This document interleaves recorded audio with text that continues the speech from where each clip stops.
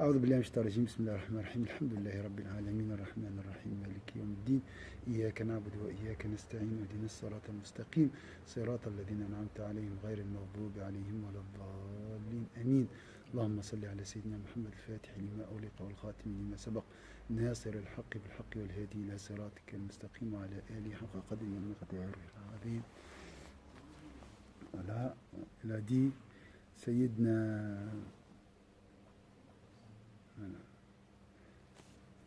قال صلى الله عليه وسلم لا يفقه العبد كل الفقه حتى يمقت الناس في ذات الله وحتى يرى للقرآن وجوها كثيرة. من هو الفقيه؟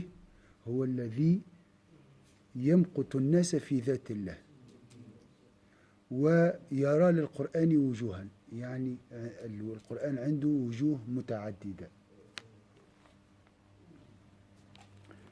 Alors, le mot fiqh, c'est la jurisprudence. C'est traduit par un mot qui a réduit le vrai sens de fiqh à ce côté juridique. Je répète, le mot fiqh, aujourd'hui, ça concerne le côté juridique de l'islam. Et ça, c'est une partie de la réalité de ce mot. Le mot fiqh dans le Coran et dans la langue arabe signifie la compréhension profonde. La compréhension profonde dans le cœur. Quand tu trouves fiqh, tu trouves cœur. Ça n'a rien à voir avec la mémoire.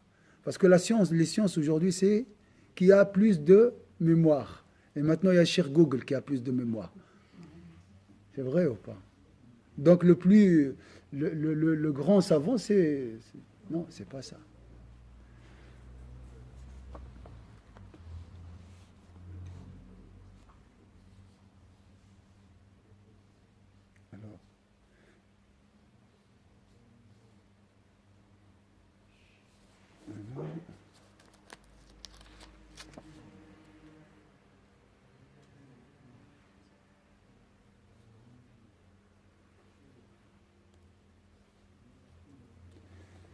Le prophète sallallahu alayhi wa sallam enseigne également le serviteur de Dieu ne possède pas pleinement le fiqh tant qu'il ne fuit pas les gens pour rejoindre Dieu. C'est qui le faqih? Celui qui fuit les gens. Ça veut dire quoi, fuir les gens?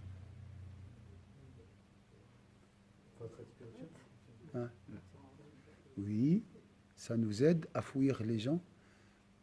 Fuir la gloire, fuir l'ostentation, fuir la belle réputation. Ah, masha'Allah. Fuir j'aime, fuir fuir les abonnés, hein? Fuir la renommée. Voilà. Est-ce que vous avez compris ça? C'est qui le faqih? C'est qui le savant? Et celui qui arrive à maîtriser une maladie très grave qui s'appelle l'hypocrisie et l'ostentation. C'est ça, fuir. Fuir les éloges des gens. Il y a d'autres, donc, des savants, entre guillemets, qui cherchent le poste, ils cherchent la renommée, ils cherchent les éloges des autres et d'être respectés, et imposent même le respect. Vous devez... j'ai entendu un savant, il a dit, moi, il me faut 5 étoiles, hein. On ne sait jamais. Parce qu'il va donner une conférence, mais il a dit, la nuit, vous devez me réserver une chambre dans 5 étoiles. Pourquoi? C'est le prestige. Voilà. Fuir le prestige, la gloire. Vous voyez? C'est ça. C'est ça le faqih. Donc j'ai beaucoup de connaissances. Mais en même temps, mon cœur est attaché au public et tout ça. Donc normalement, le savant, il doit pas, son cœur ne doit pas varier. Il ne doit pas changer s'il y aura 1000 personnes qui assistent à sa conférence ou une personne, ou aucune personne. Je connais un cheikh, le cheikh, l'Égyptien qui nous a visités. Je ne sais pas si vous étiez là pendant le mois de Ramadan. Il m'a dit son cheikh, son professeur était aveugle. Et quand il enseigne, il vient des fois à la salle de conférence, il ne trouve personne. Il passe 2 heures assis comme ça, en train de lire ou bien peut-être en train de bien sûr, il passe les 2 heures comme s'il y a 1000 personnes, donc 1000 étudiants. Donc ça c'est le faqih, ça c'est le savant. وحتى يرى للقرآن وجوها. Deuxième qualité de le faqih,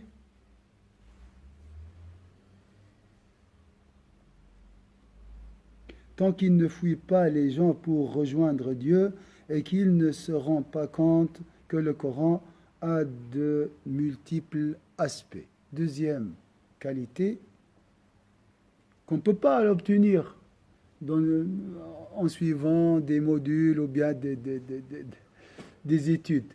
Comment j'arrive à avoir cette qualité qui ne se rend pas compte que le Coran a de multiples aspects? Ça veut dire quoi ça? Le savant, le vrai savant, est celui qui interprète ou bien accepte plusieurs interprétations du Coran. Ça veut dire quoi ça? Cette qualité, c'est de l'éthique, je ne parle pas de la connaissance. Je peux connaître plusieurs interprétations, mais celui qui accepte, voilà, l'ouverture d'esprit. Aujourd'hui, vous voyez les ulama comment ils parlent des fois. Hein? Ça, c'est la vérité absolue. En dehors de moi, c'est l'égarement et l'innovation. Ça, c'est pas un alim, même s'il a les arguments et tout ça. Oui. Donc, deux qualités difficiles à acquérir. Hein. Même nous, au sein de la famille, c'est moi, l'homme, c'est la vie, c'est la vérité. Hein. Et ma femme doit me suivre, qu'Allah nous pardonne. Vous voyez? Cette tolérance, cette ouverture d'esprit est une qualité des savants, des vrais savants. Donc on ne parle pas ici de connaissance. Vous voyez? On n'a pas parlé de connaissance, on parle de l'éthique. Avant tout. وقد سئل فرقد السبخي الحسن عن الشيء فأجاب فقال إن الفقهاء يخالفونك فقال الحسن رحمه الله ثكلتك أمك فريقد وهل رأيت فقيها بعينك قالوا لا يوجد فقهاء لماذا قال une autre qualité de le faqih c'est quoi à votre avis qui peut me proposer une autre qualité? C'est dans l'éthique. Voilà. Qu'est-ce qu'on peut imaginer aussi comme qualité pour le faqih? Ça va le mot faqih quand je dis faqih? Jurisconsulte aujourd'hui, c'est mal traduit. Hein? C'est un mot réductrice, c'est qui a réduit le fiqh à ce côté juridique. Alors, le mot faqih aujourd'hui, je le traduis par juriste. Ça c'est le meilleur mot Alors, c'est quoi le faqih, à votre avis? C'est la 7. Al-faqih, c'est celui qui est détaché de la dunya. Comment je vais faire, cher, pour avoir un certificat comme quoi je suis à 7? C'est un travail qui dure toute la vie. Donc il n'y a pas en réalité un faqih certifié. Il n'y a pas un certificat vraiment pour désigner ça c'est un faqih ou non. Parce que je peux être à 7 toute ma vie, à la fin, hein, j'arrête tout, bien je rechute. Dans une autre version rapportée par Abu Huraira, le hadith se termine ainsi: et tant qu'il ne se méfie pas encore plus de sa propre âme. Je n'ai pas traduit. ثم يقبل على نفسه فيكون لها أشد مقتا. Ça veut dire quoi ça? Et tant qu'il ne se méfie pas encore plus de sa propre personne. Ça veut dire quoi? Et tant qu'il ne fait pas des reproches à lui-même. Et tant qu'il... Le faqih est celui qui se blâme. Et celui qui s'accuse d'hypocrisie, s'accuse de manquement. Il lui dit non, je ne suis pas...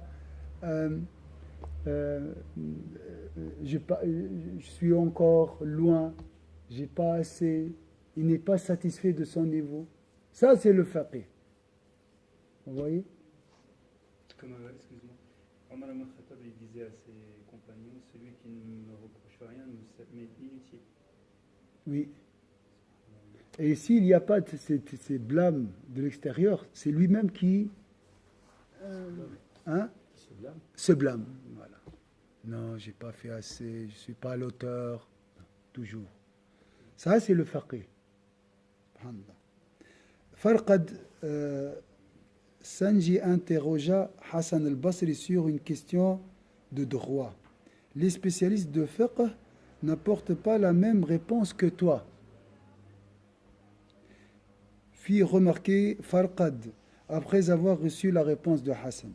Celui-ci lui dit alors: malheureux, as-tu déjà vu de tes propres yeux quelqu'un qui possède réellement le fiqh? Donc on est à 100 années Hégire. Donc 100 ans après l'émigration du prophète. On est très proche de l'époque du prophète. Il a dit, il n'y a pas de fuqaha. Il a dit, il y a des ulama qui ne sont pas d'accord avec toi. Mais il a dit, ils sont où ces fuqaha?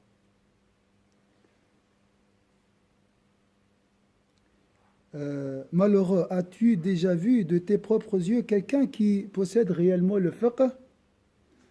Le faqih est celui qui a renoncé à ce bas monde. Le faqih est celui qui a renoncé à ce bas monde. Ça, c'est le faqih. C'est lui qui renonce à ce bas monde, à la matérialité, tout ça. Il a tout compris. C'est le détachement, ce qu'on appelle l'ascétisme. Et qui désire avec ferveur l'au-delà. Avec la condition qu'il soit alim en plus, non? Parce que tafaqaha fi shay, ça veut dire qu'il s'est, comment dire, qu'il s'est approfondi dans le domaine. Mais le domaine, c'est le cœur, selon le Ghazali. Au début, c'était comme ça. C'est ça le vrai ilm. C'est ça le vrai ilm. Le reste, c'est un détail. Il n'y avait pas... C'est important, mais un cinquième du savoir, on va voir. Les sahaba ne discutaient pas la jurisprudence comme aujourd'hui. C'est un détail pour eux. Ils parlaient toujours du cœur. C'était ça leur science. Aujourd'hui, on parle des détails, des subtilités pour fuir la question qui divise, pour fuir la vraie, l'essentiel, parce que ça fait mal. Si les ulama parlent de l'ostentation, ça fait mal aux ulama eux-mêmes, parce qu'ils savent qu'ils sont hypocrites. Si on parle, il faut être ascète, et son ventre l'est comme ça. Comment il va enseigner l'ascétisme? Il a une voiture luxueuse à l'extérieur et des centres commerciaux. Comment après il va enseigner l'ascétisme? Parce que les disciples vont dire, commence par toi-même tout d'abord. Donc, il évite ces questions et il commence à nous parler de la barbe, de qamis, de sourcils, je sais pas, le voile, le niqab. On peut peut-être avoir, par exemple, une belle voiture, ça, mais si elle ne rentre pas dans le cœur, si c'est juste un outil. Il y en a qui Mais- arrivent peut-être à ce niveau-là. Je sais pas. Un alim, il doit donner l'exemple, à mon avis. Même s'il a les moyens, il ne doit pas acheter des voitures Par exemple, luxueuses. Mohamed sallallahu alayhi wa sallam, il avait les chevaux les plus rapides, les chamels les plus rapides. Jamais. Si, il faisait des concours de vitesse, là, et c'est toujours la sienne qui gagnait jusqu'à un homme qui est venu avec un chameau qui a battu la sienne. Et c'est là qu'il Ah oui, ça c'est juste une histoire, mais il n'a jamais, le prophète sallallahu alayhi wa sallam n'était pas riche. Jamais. Pour nous enseigner l'ascétisme, il doit donner l'exemple. Il peut être riche et détaché, bien sûr, le prophète, mais il gardait rien. Voilà, il gardait rien. Mais il ne faut pas suivre Sayyidina Sulayman ou le prophète à ce niveau-là. Même s'il était riche, lui, il arrive à se détacher. Nous, on n'arrive pas. Déjà, avec les peu de moyens qu'on a, on est très attaché à la dunya. Imaginez alors, si on a le luxe, le confort, hein, c'est fini. Hein. On dit que celui qui arrive à maîtriser les serpents ne doit pas jouer devant ses enfants avec les serpents. Même si tu arrives à maîtriser le jeu des serpents, il ne faut pas jouer avec les serpents devant tes enfants. Hein. Ils vont te suivre et penser qu'ils arrivent eux aussi à faire la même chose. Non. Alors, c'est qui le faqih jusqu'à maintenant, selon selon ce qu'on a vu? Bismillah. on n'en connaît pas. Hein? Non, c'est les qualités. Celui qui se remet en question. Se remet en question, se détache de la dunya, qui fuit les éloges, l'ostentation, le prestige, tout ça, Quelqu'un de très humble. qui a peur vraiment des gens, qui a peur que quelqu'un fait ses éloges, il a peur de l'ostentation. L'humilité, voilà. L'ascétisme. Al-Basiru bidini, al-mudawimu ala ibadati rabbihi, al-wari'u al-kafu nafsihi an a'rad al-muslimin. Hier, j'ai vu un savant, Allahu Akbar, il a détruit tous les ulama, et directement, comme ça, en public. Et lui, il est innovateur, et lui, il est égaré, et lui, il mérite la prison, et lui, il mérite tout. Subhanallah. Et il mentionne le nom. Et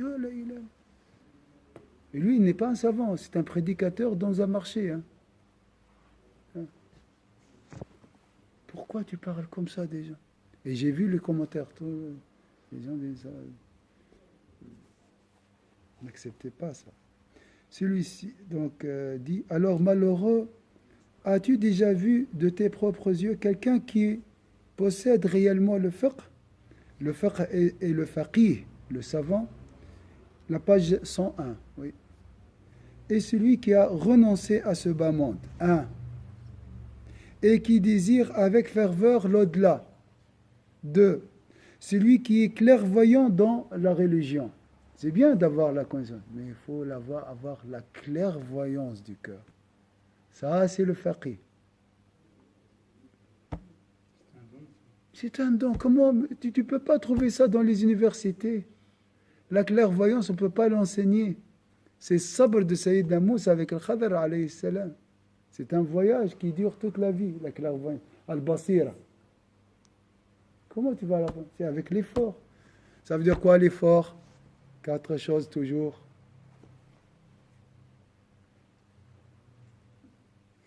Quand je dis le combat spirituel, le djihad est basé sur 4 choses que peu.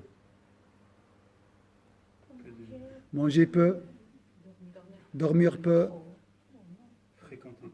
fréquenter peu et parler peu.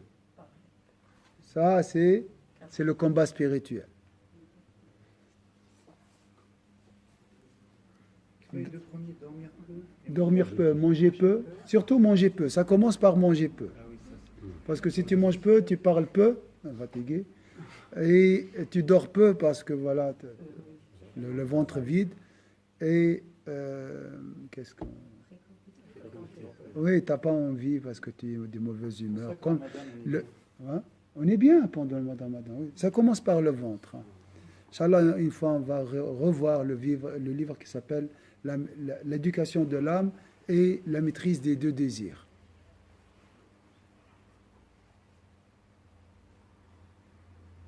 Qui ne cesse d'adorer son Seigneur, cette qualité, c'est quoi? Qui ne cesse d'adorer son Seigneur. Ça veut dire quoi? Et on continue. L'assiduité. L'assiduité. Vous voyez les qualités de faqih? Qui est pieux, qui ne porte pas atteinte à la dignité et au bien des musulmans. Vous voyez cette qualité, c'est très difficile aussi. Donc là, on parle de la maîtrise de les vices de la langue. Il ne doit pas insulter, il ne doit pas juger les autres. Ça, c'est le faqih. Ça n'a rien à voir avec les ablutions et hein? Ça n'a rien à voir. Tu peux avoir tout, hein, toutes les connaissances. Mais il suffit de blesser quelqu'un ou toucher la dignité de quelqu'un et tu verras toutes tes connaissances anéanties. Vous avez compris ça? Ouais. Subhanallah. Al-afifu an amwalihim. La corruption.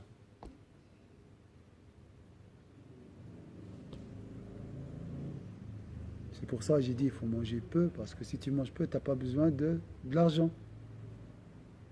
Hein? Tu te contentes du peu. Alhamdulillah. J'ai besoin un peu du pain, de l'huile d'olive. Hein? C'est comme ça, nos savants, ils étaient. Ils n'étaient pas des gens qui...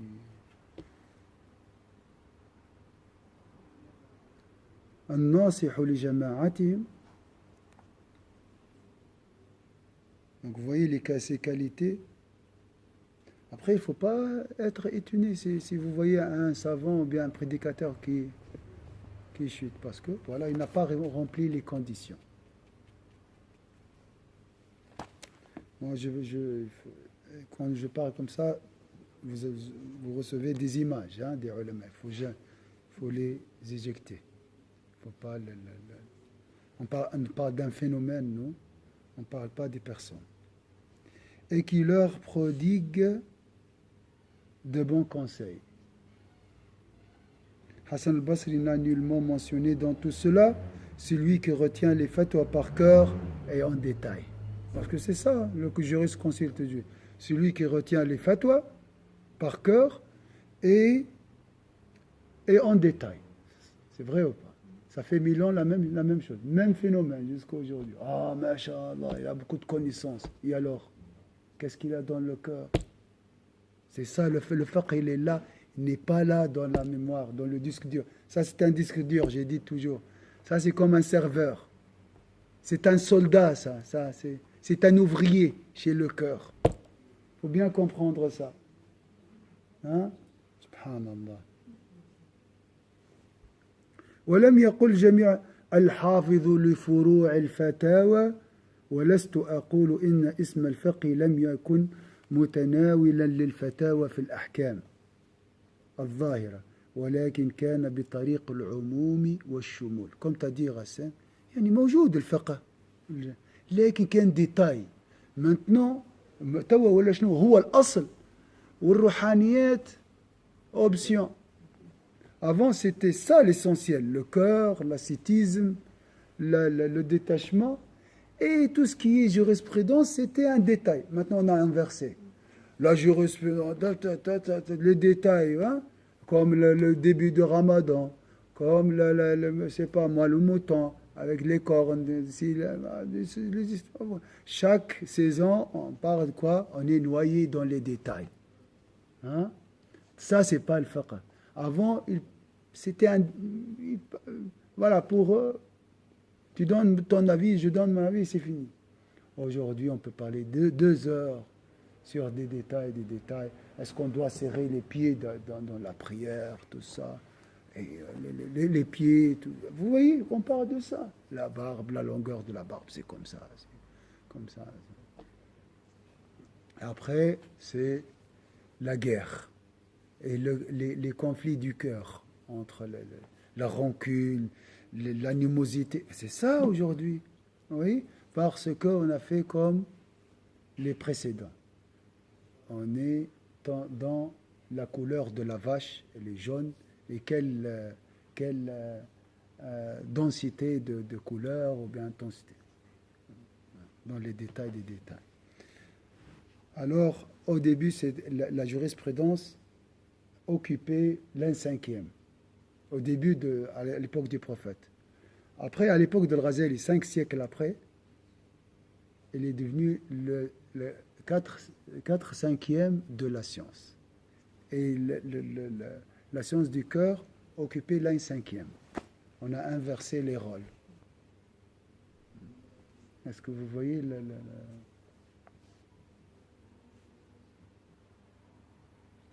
Nous ne sommes pas en train de dire que le terme fiqh ne s'appliquerait pas aux fatwas relatives aux règles religieuses extérieures. C'est un terme général et global qui les impliquait effectivement. Aujourd'hui, quand tu parles du cœur, c'est la spiritualité, c'est le bien-être, c'est les exhortations. C'est vraiment optionnel. Ce n'est pas une science. Quand tu parles de Jannah, oui, ça c'est comme des récits, des histoires, c'est bien. C'est bien. Mais on ne peut pas considérer quelqu'un qui aspire à la vie de l'au-delà comme jurisconsulte. C'est un exhortateur. Si vraiment... Wa'av, on dit wa'av. Wa'av, ça, l'exhortation, ça vient de... Donc, pour nous, c'est l'émotionnel, ça. Tout ce qui est cœur, c'est émotionnel. Alors que le jour dernier, c'est même aujourd'hui, c'est ça l'origine. Hein. C'est ce morceau qui sera jugé, qui sera interrogé dans la tombe. Hein. Pas ça. Ça, il partira avec le corps. La mémoire, elle partira avec le corps. Ce n'est pas la mémoire qui répondra dans la tombe, c'est le cœur. Quand je parle de cœur, je parle de l'âme. Et l'âme, c'est l'esprit de Dieu et elle est immortelle. C'est pour ça que Rasulullah sallallahu alayhi wa sallam, quand il a commencé par travailler le cœur, non pas la salat, non pas la zakat, tout ça, sont venus après. La prière, à quel moment était 5 ans ou 10 ans après. À Médine. Et les premiers croyants, 13 ans, ils n'ont pas fait une prière, mon frère. Ils sont meilleurs que nous. C'est le muhajirin, c'est les immigrants. Vous voyez, ils n'ont jamais fait une prosternation. Mais ils avaient le cœur. Aujourd'hui, masha'Allah. Comme Qamis, tout ça. Le cœur, c'est Syrie, le Yémen, la Libye, les catastrophes, l'Égypte, vous voyez tout. L'Arabie Saoudite, la Birmanie. Parce qu'il n'y a que la forme. Et on a pensé que la forme, c'est la vraie science. En plus. Vous voyez, pourquoi nous sommes dans... Pour cela, je vous dis, le renouveau passe par le mot « iqra ». Mais « iqra », la vraie science. Lis la vraie science. La science qui dérange, ma soeur. Cette science dérange, vous allez... Connaissez c'est une science qui déprime. Tu ne peux pas après dire « Machallah, j'ai lu. » Qu'est-ce que j'ai lu? Après le cours, tu dis « Je ne suis pas l'auteur. » Mais subhanallah, comme les sœurs et les frères qui suivaient le cours, on est dans le juste, mais on n'est pas désespéré. Subhanallah. On n'est jamais désespéré avec Al-Ghazali. Et ça, c'est un signe de fiqh. Et là, on a vu ça ce matin. Le vrai faqih est celui qui prêche les choses sérieuses sans désespérer les disciples et les étudiants. Et celui qui prêche l'espoir sans les faire tomber dans le laxisme. Oh, Allahu Akbar. Hein? Parce que c'est très facile. Je veux avoir du public. Vous êtes bien, masha'Allah, vous êtes magnifique, vous irez au paradis, tous vos péchés seront pardonnés. Il faut ça, mais il ne faut pas trop. Il faut aussi parler de l'enfer, mais il ne faut pas trop. Comment trouver le juste milieu? C'est ça le fiqh, c'est l'équilibre. Subhanallah. Aou bi tariq al-istitba'. Il a dit la jurisprudence était un détail, faisait une partie de la science, mais pas le centre. فكان إطلاقهم له على علم الآخرة أكثر. إطلاقهم علم الآخرة. Ces mots clés chez le Ghazali. علم الآخرة, علم إصلاح القلوب. Qu'est-ce qu'il appelle aussi? علم الآخرة, علم القلب, la science du cœur, la science de la vie de l'au-delà.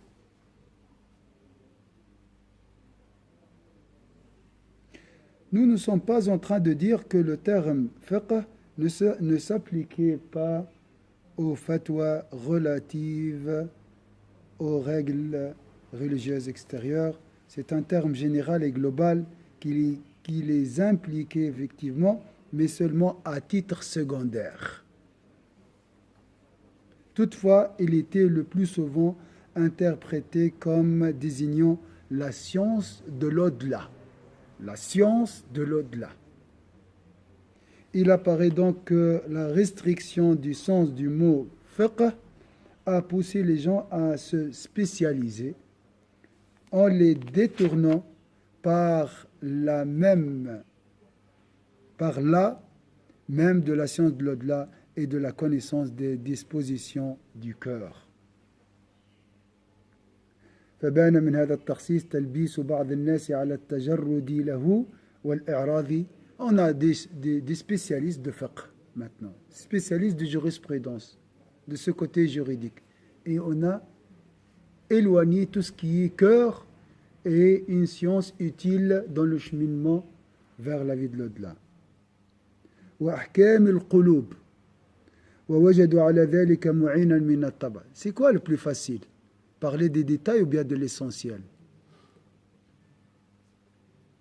Des détails.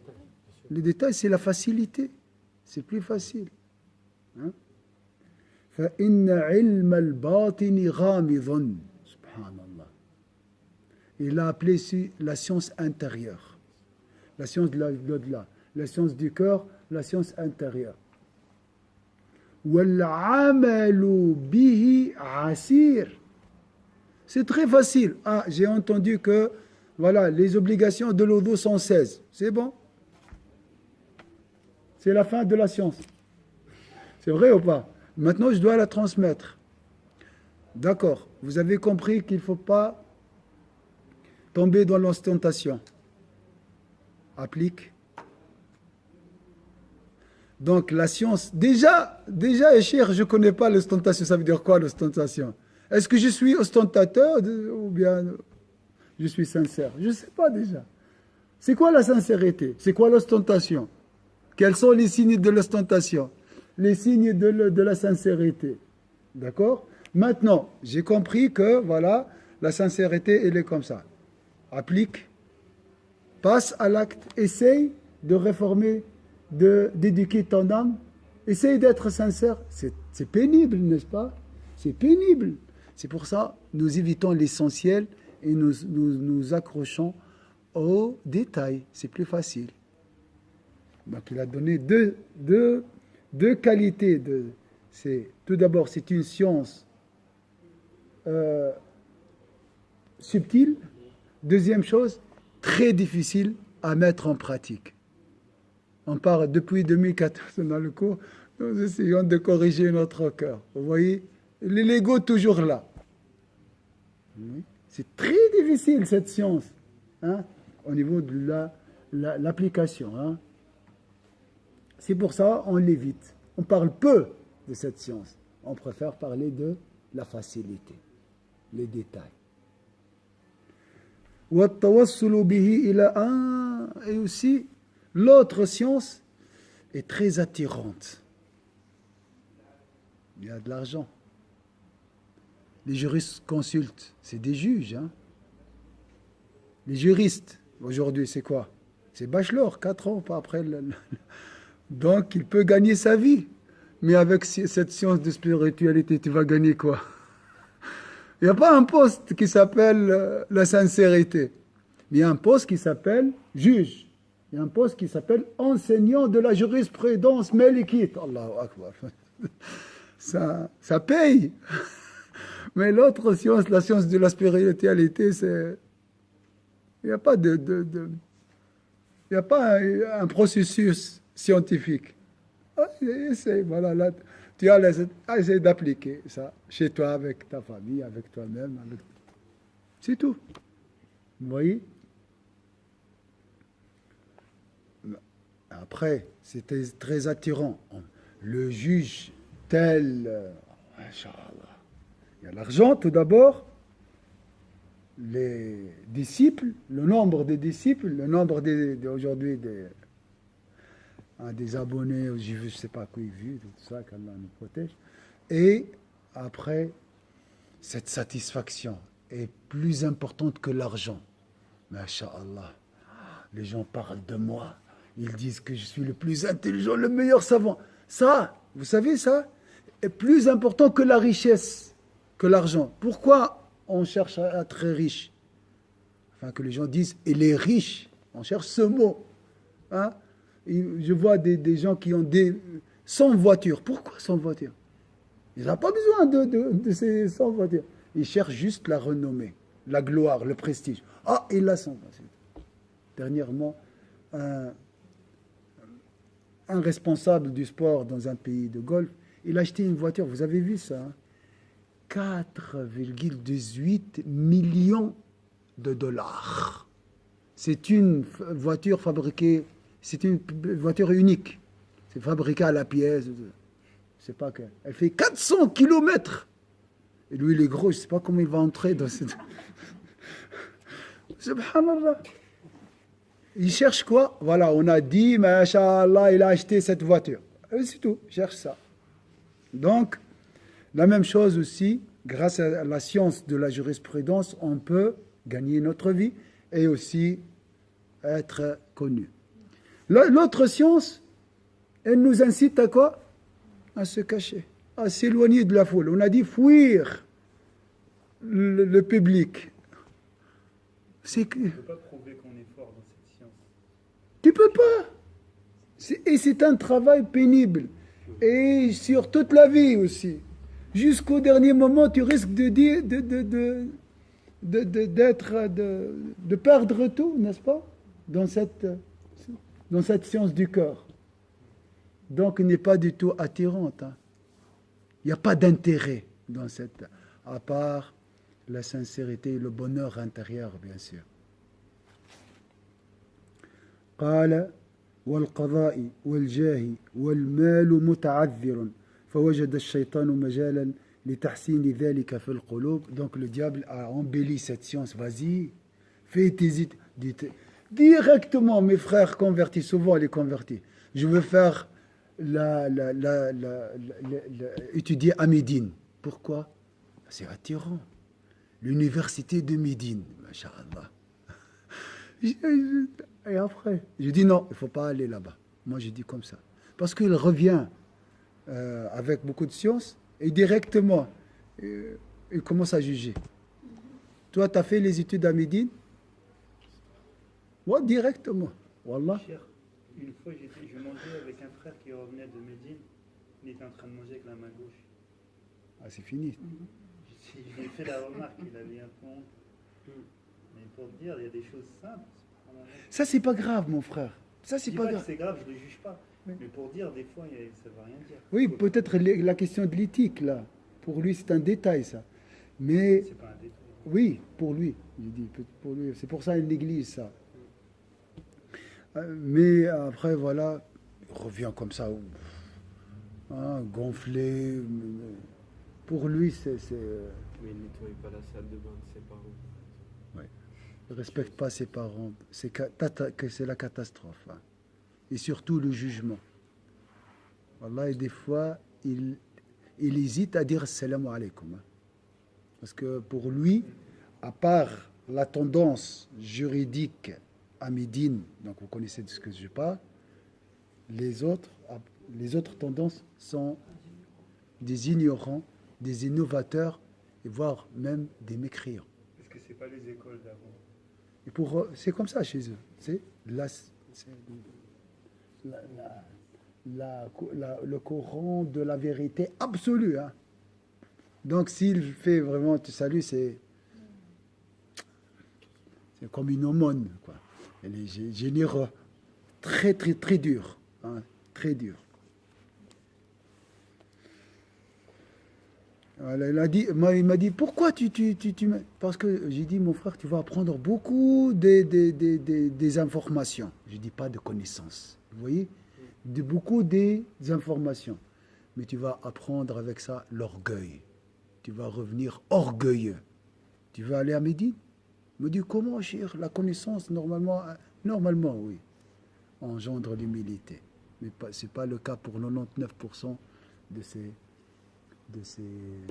étudiants, malheureusement. Donc, c'est clair, hein, un converti, il veut